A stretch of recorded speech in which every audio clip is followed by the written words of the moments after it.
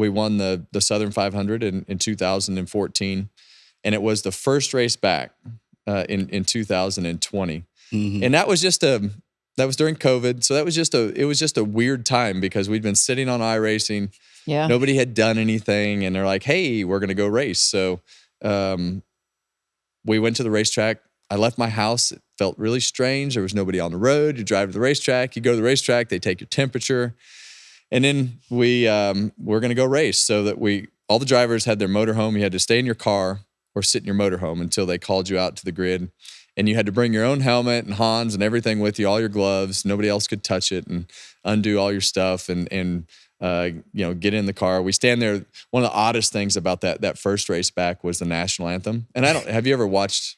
You might not. Have you ever seen a war movie, like an old time war? Oh, I love that. Yeah, I love old time. Yeah, I watched it. Okay, good. So we surprise. We were like when they pump the music or through the cities or wherever they are. For the soldiers while they're in the middle of the war. Yep. Well, it was like that. They had this recording, but with nobody in the racetrack, it just kind of echoed around and it was loud. That is so strange. And you're standing at your car by yourself, and the spotters are spread out in the grandstands, and we get in the car and we run the race. We win the race, and I get out of the car and I've got that same emotion, right? Like you're jacked up, ready to just rip somebody's head off and happy and excited, whatever those emotions are. And so you pop out of the car and you're like, yeah. And all you hear is, yeah. Like echoing back at you. Echo across the racetrack. And I'm like, oh man, I bet I look stupid on TV. And here comes Regan. He's got his 6-foot pole. Mike. Yeah, and he's shouting the question out, and I answer the questions. And then it was Ryan Blaney's spotter at the time, Josh Williams. He spots for Zane Smith now, but he yells from the top of the grandstands. He says, "Great job, Harv." And I could hear him. You could hear it. Like wow, he was sitting right here. So I do the interview, and they yell from across the pit wall, the one NASCAR person that's there. They said, "Go to Victory Lane." So I drive the car to Victory Lane, and I pull into Victory Lane. There's a trophy, 3 hats, and 1 photographer. So I pull into Victory Lane. They take 3 pictures, 1 with each hat. And then the NASCAR person that's standing way away from the photographer says, "All right, take the trophy, walk to your motorhome, and go home." I said, well, there you have it. Okay.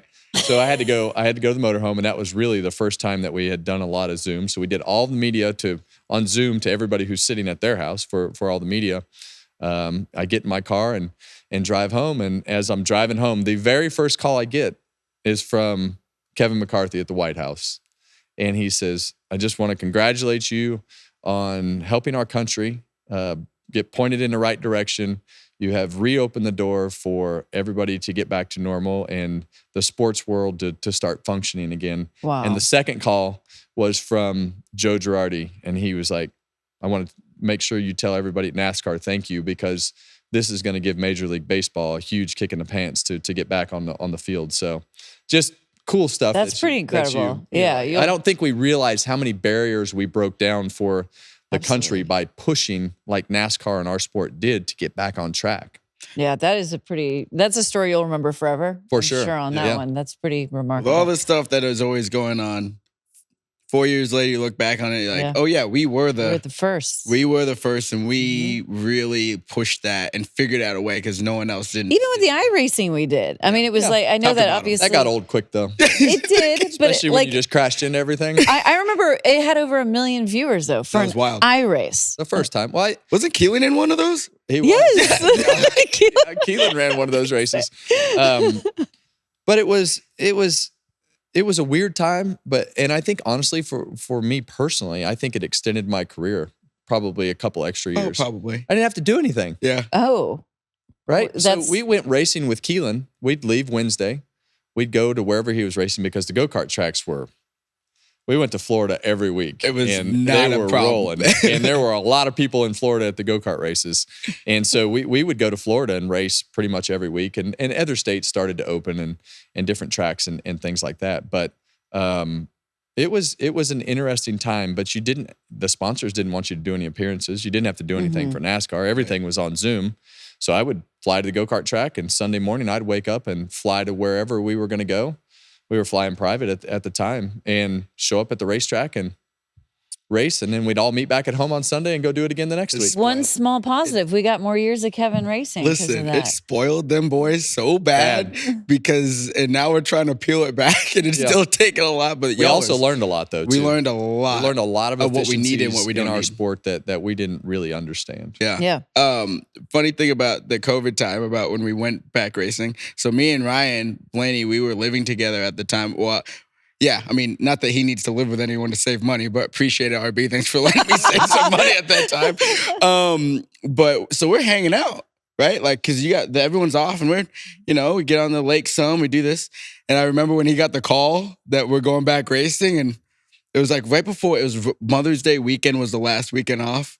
And we were like at his house. I was out in the sticks, and I go, hey, man, just want to say, like, it's been really nice having you home for some weekends. It was cool. Sorry, you got to go back to work. Probably still here.